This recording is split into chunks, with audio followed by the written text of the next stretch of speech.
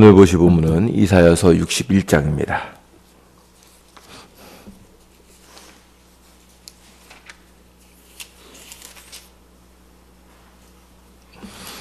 이사야서 61장 1절부터 3절까지입니다.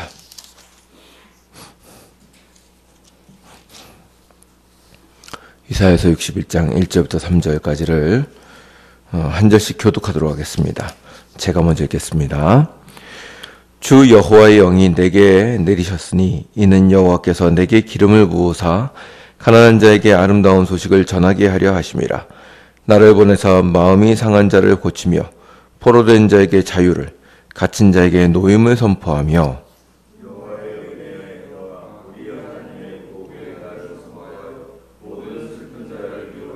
다 같이 읽겠습니다. 무릇 시온에서 슬퍼하는 자에게 화관을 주어 그 죄를 대신하며 기쁨의 기름으로 그 슬픔을 대신하며 찬송의 옷으로 그 근심을 대신하시고 그들이 의의 나무 곧 여호와께서 심으신 그 영광을 나타낼 자라 일컬음을 받게 하려 하심이니라. 아멘. 이 61장 앞뒤에 있는 이사야 60장부터 62장의 내용은 장차 있게 될 예루살렘의 회복과 그 영광을 묘사하고 있습니다. 그 내용의 연장선에 있는 61장도 장차 하나님께서 이루실 예루살렘의 영광에 대한 그 기록입니다. 오늘 보신 이 61장은 크게 그 내용상 두 부분으로 나눌 수 있겠습니다. 첫 번째 부분은 오늘 읽으신 1절부터 3절까지입니다. 여기에서는 예루살렘을 향하여 여호와의 은혜의 해를 선포하는 것이 기록되어 있습니다. 그리고 4절부터 12절까지는 예루살렘의 즐거움과 기쁨이 회복되며 그로 인해서 선지자가 여호와께 찬양을 드리는 내용으로 되어 있습니다. 그럼 내용을 좀 살펴보겠습니다. 61장은 먼저 예루살렘에게 여호와의 은혜의 해를 선포하는 선포자에게 성령이 임하시는 것으로 시작합니다. 그렇다면 이 은혜를 선포하는 자는 누구인가? 이제 여러 가지 이론이 있겠습니다만 신약의 복음서는 이 선포하는 자를 오신 메시아이신 예수로 설명합니다.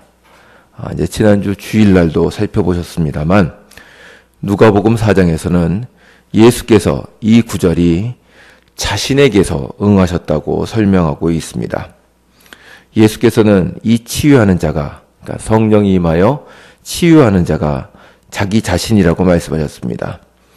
그분은 여호와의 영을 받으시고 그분의 백성들을 회복하고 고치는 일을 복음서에서 행하셨습니다. 이제 이런 것을 볼 때 이 61장 1절부터 3절까지의 이 말씀은 예수께서 오신 메시아 예수에게 응하셨다고 보는 것이 가장 합당할 것 같습니다. 1절을 보시면 그분은 가난한 자에게 아름다운 소식을 전하며 상한 자를 고치시고 포로된 자에게 자유를 그리고 갇힌 자에게 노임을 선포하십니다. 그분은 여호와의 은혜의 해와 하나님의 보복의 날을 선포하신다고 되어 있습니다. 이로써 슬픈 자를 위로하시고 시온에게 화관과 기쁨을 주십니다. 그러므로 그 시온의 슬픔을 당하는 자들이 하나님의 영광이 될 것입니다. 이것이 1절부터 3절까지의 내용인데 조금 이따 다시 한번 좀 살펴보도록 하겠습니다. 이후에 메시아의 위로를 받은 자들이 황폐한 예루살렘 성읍을 다시 일으킬 것입니다. 이것이 4절 이하의 내용입니다. 이것은 시온의 회복을 말합니다. 여기서 재미있는 표현은 외인과 이방 사람들이 시온의 농부와 포도원지기가 될 것이라고 말한다는 것입니다. 여기 5절을 보시면 이제 기록되어 있습니다. 5절을 보시면 제가 한번 읽겠습니다. 외인은 서서 너희 양떼를 칠 것이요 이방 사람은 너희 농부와 포도원지기가 될 것이나. 이제 이로써 이제 이방 사람들이 와서 너희의 종과 이렇게 돌보는 사람이 될 것이라고 얘기합니다. 이로써 예루살렘이 그동안 받은 수치가 보상을 받게 될 것이며 그 성읍에 기쁨이 넘칠 것이라고 합니다. 9절을 보시면 그들의 후손들은 문나라 가운데서 높아지며 여호와께 복받은 자라고 칭함을 받을 것이라고 합니다. 근데 이제 이런 예언들을 쭉 읽다 보면 이제 어떤 면에서 왜 유대인들이 민족주의적인 메시아를 꿈꿨는지가 좀 이해할 수 있게도 됩니다. 예수님 당시의 유대인들은 메시아가 오시면 그 메시아께서 로마 제국을 멸망시키고 다윗의 왕국을 회복하며 모든 나라들이 이스라엘을 섬기게 될 것이라고 생각했습니다. 아마도 이러한 민족주의적 메시아는 이제 어느 정도 이런 본문에 의해서 이제 구상되었을 것이라고 보입니다. 그러나 그 해석은 정확하지 않습니다. 이사야서의 다른 본문이나 혹은 다른 예언서들은 이방인들에 대한 구원 역시 말하고 있기 때문입니다. 그들도 존귀한 자가 될 것이라고 예언하고 있습니다. 그렇다면 이제 이런 본문이 있다고 할지라도 어떤 다른 본문과 잘 비교해서 봤어야 할 것 같은데 유대인들은 무조건적으로 민족주의적인 눈을 가지고 이 모든 구절을 해석했습니다. 이제 그것이 잘못된 메시아관을 가지고 온 것으로 보입니다. 여간 이 본문에서는 하나님의 백성들이 세계에서 다시 영광스럽게 되며 높아질 것이라고 예언합니다. 이러한 예언은 지금 그리스도의 몸된 교회를 통하여 실현되고 있습니다. 교회는 세상 곳곳에 세워지고 있으며 하나님의 영광을 드러내고 있습니다. 그리고 그들은 6절에서처럼 하나님의 제사장이며 봉사자라 칭함을 받고 있습니다. 물론 이 예언은 아직도 실현 중입니다. 그렇게 교회는 하나님으로 인해서 영광스럽지만 아직 부족한 것이 많습니다. 그러나 나중에 예수께서 다시 오실 때 이 예언은 완전히 성취될 것입니다.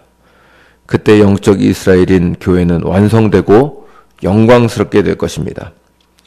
선지자는 이런 앞으로의 이스라엘의 회복으로 인하여 하나님을 찬양합니다. 그 찬양의 내용이 10절부터 11절까지의 내용입니다. 그는 여호와로 인하여 기뻐합니다.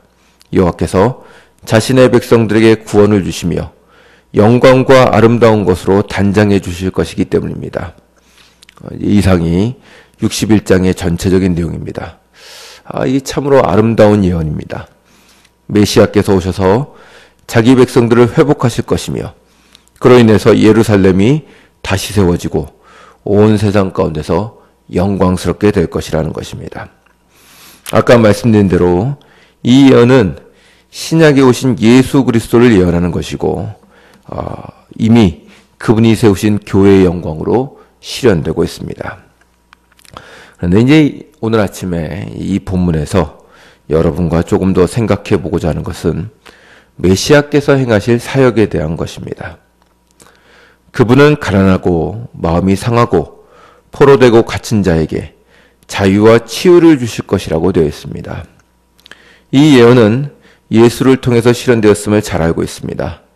그분은 능력 없고 죄에 포로되고 갇힌 자들에게 회복과 구원을 허락해 주십니다. 받을 만한 자에게 주시는 은혜가 아니라 받을 가치가 없는 자에게 값없이 주시는 은혜입니다. 여기서 우리가 놓치지 말아야 할 것은 그 메시아께서 은혜를 주실 뿐만 아니라 하나님의 보복을 행하신다는 것입니다. 그래서 61장 2절을 보시면 은혜의 해와 보복의 날이 기록되어 있습니다. 그러면 그분이 은혜를 베푸시는 대상은 우리이며 죄인입니다. 그렇다면 보복은 누구에게 행하는 것일까? 이 본문에서는 쉽게 알 수 없습니다. 그러나 신약 성경은 예수께서 오심으로 십자가에서 타도하여 없애신 원수를 말하고 있는데 그 원수는 사단과 죄와 사망이라고 설명합니다. 예수님은 사단과 죄와 사망 아래에 붙잡혀 신음하는 백성들의 죄를 사하시고 귀신을 내어 쫓으시며 결국 십자가 위에서 죽음을 이길 수 있게 해주셨습니다. 이런 면에서 예수께서는 보복의 날을 선포하고 계신 것입니다. 이 본문에서 흥미로운 것은 은혜는 은혜의 해, 그러니까 년이죠. 1년으로 기록되어 있고 보복은 보복의 날로 기록되어 있습니다. 이렇게 은혜와 보복 사이에 기간에 큰 차이를 둔 것은, 그러니까 이제 은혜는 해를 선포하는 것이고 보복은 날을 선포한다는 말입니다. 이렇게 기간에 큰 차이를 둔 것은 메시아의 사역에서 은혜와 보복 중에 어디에 더 중점이 있는지를 드러내려고 하는 것으로 보입니다. 그분의 보복은 하루 만에 끝날 것입니다. 그러나 은혜는 계속해서 긴 기간 동안 베풀어지는 것입니다. 그리고 그 구원의 은혜를 받은 모든 약한 자들을 들어서 그들이 하나님의 영광을 드러낼 사람으로 만들어 주실 것입니다. 오신 메시아는 무력한 죄인들을 구원하십니다. 그들에게서 죄의 옷을 벗기시고 의와 기쁨의 옷을 주시고 하나님의 백성으로 영광스럽게 하십니다. 이것이 이사야 선지자가 선포하는 메시아가 오셔서 하실 일이고 우리가 그 은혜의 영광을 받았습니다. 그래서 그분의 기쁨의 백성이 되었습니다. 그런데 이 본문에서 한 가지 더 생각하셔야 할 것이 있는데, 본문은 이러한 메시아 사역을 성령이 그분에게 임하심으로 하시는 것으로 설명하고 있다는 점입니다. 이것은 참으로 신비한 일입니다. 왜냐하면 사실 예수께서는 성령을 따로 받으실 필요가 없는 분입니다. 그분이 하나님이시고 성령과 한 분이신데 뭐 또 성령을 또 따로 받으셔야 하겠습니까? 그런데 이렇게 성령을 받으시는 것을 강조하는 것은 그분이 성령으로 말미암아 이 사역을 행하셨다는 것을 보여줍니다. 예수께서는 아버지의 뜻에 따라서 성령의 능력으로 이 일을 이루셨습니다. 그리고 그뿐만 아니라 이러한 메시아 사역으로 인하여 구원을 받은 하나님의 성도들 역시 성령을 받아 그분의 이러한 사역에 동참하게 될 것입니다. 본문은 그것을 가르쳐 줍니다. 메시아께서 성령을 받으신 것처럼 우리도 성령을 받을 것이기 때문입니다. 물론 우리에게 성령이 임하셨다고 할지라도 그것은 메시아가 받으신 것과는 질적으로 다릅니다. 아까 말씀드린 대로 그분은 하나님이시기 때문입니다. 그럼에도 불구하고 메시아가 성령을 받으시고 하신 이 사역은 역시 우리 성도들에게도 적용되는 사건입니다. 우리가 양자의 영을 받아서 거듭나고 하나님의 백성이 되었을 때 우리는 세상을 위한 제사장으로 부름을 받습니다. 그것에 대해서 베드로전서 2장 9절에서는 다음과 같이 말합니다.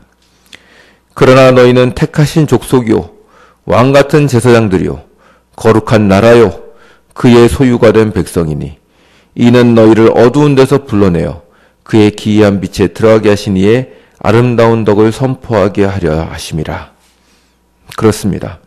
우리가 제사장입니다.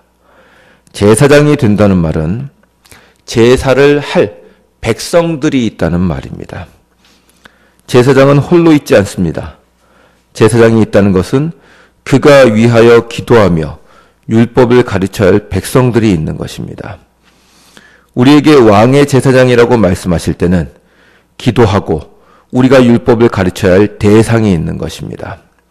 마치 우리가 예수께서 받으신 성령을 받았을 때 이사야 선지자가 말씀하신 것과 같은 유사한 사명을 우리도 받습니다. 우리 역시 복음과 말씀을 가지며 이 복음을 죄에 눌리고 영혼이 가난하고 세상에서 마음이 상한 자들에게 전해야 할 사명이 있습니다. 성령이 우리에게 임하면 우리도 사명을 받습니다. 그 사명은 사람을 살리는 사명입니다. 우리가 성령을 받는다. 그러면 이제 보통 우린 그 성령을 받아서 행해야 될 것은 어떤 능력으로 생각하죠. 그러나 이 본문이 얘기하는 것은 우리가 성령을 받았을 때 행할 그 결과물은 우리 옆에 있는 사람을 살리는 일을 시작할 것이라는 사실입니다. 복음과 말씀을 가지고 죄인들을 자유롭게 하고 예수 그리스도를 전하고 빛과 소금의 역할을 감당하는 사람을 살리는 역할이 우리에게 주어지는 것입니다. 이 그리스도께서 선포하신 은혜의 해를 우리 역시 선포해야 합니다. 지금은 은혜 받을 만한 때요 지금은 구원의 날입니다. 이 은혜의 해는 그리스도께서 심판주로 이 땅에 다시 재림하시는 날까지 계속될 것입니다.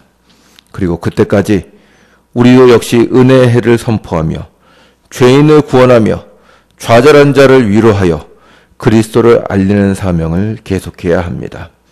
그리고 이러한 성도의 사명은 성령이 함께 하심으로 시작되며 이루어집니다. 왜냐하면 성령이야말로 하나님의 말씀의 영이시며 생명을 주시는 생명의 주이시기 때문입니다. 성령이 우리와 함께 하실 때 우리는 주의 백성으로 그분의 제사장의 사명을 감당하여 우리의 이웃을 주님의 은혜로 유익하게 하는 사람이 됩니다. 그러므로 여러분이 성령을 받으셨다는 것을 어떻게 아실 수 있겠습니까? 여러분이 여러분의 옆에 있는 사람에게 유익한 사람인지를 보십시오.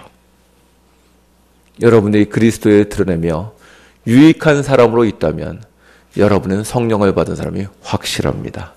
그러나 아무리 많은 능력을 보여준다고 할지라도 이 이사야서 61장이 얘기하는 이 일들, 포로된 자에게 자유를 주고 갇힌 자에게 노임을 선포하고 마음이 상한 자를 위로하고 이러한 일들이 여러분에게 없다면 그건 성령 받은 자로서 임무를 방기하고 계시는 것입니다. 이로 말미암아서 성도의 삶은 특별합니다. 그가 어디에 있든지 간에 그는 성령에 의해서 사람을 자유롭게 하고 억압에서 풀어주는 복음의 사역을 할 수 있기 때문입니다. 그렇게 아브라함뿐만 아니라 우리 모두가 복의 근원입니다. 여러분들이 그 일을 행하셔야 합니다. 종교가 고급화되면, 그래서 잘못되게 되면 종교가 사회 윤리가 됩니다. 그냥 생명은 잃어버린 예의 바른 종교인이 되는 것입니다. 아닙니다. 우리는 그것보다 더 큰 사명으로 부름을 받습니다. 우리가 가진 복음과 우리와 함께 하신 생명의 성령으로 말미암아 사람을 살리는 일을 하는 것입니다. 우리 모두 이 일을 감당했으면 좋겠습니다. 우리는 왕의 제사장들입니다. 여러분 모두 복음을 전하시고 사람들을 의로 인도하고 위로를 전하시는 오늘 하루가 되시기를 주의 이름으로 축원합니다. 기도하시겠습니다.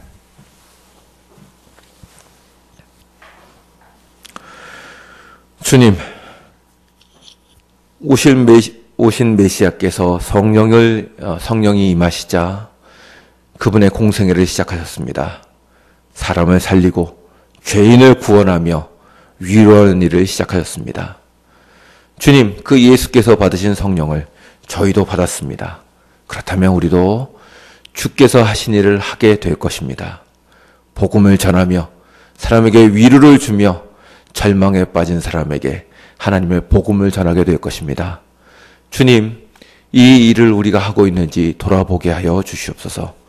참으로 그저 종교인으로서 이 땅을 살아가는 것이 아니라 주께 생명을 받은 자로서 이 땅에서 생명을 전하며 사람을 살리는 일에 저희도 동참할 수 있도록 오늘 하루를 붙잡아 주시옵소서. 그래서 저희를 보는 자들이 하나님의 은혜를 깨달으며 주를 알아가는 복된 사람들이 되게 하여 주시옵소서. 감사드리며 예수님의 이름으로 기도드리옵나이다. 아멘. 하늘에 계신 우리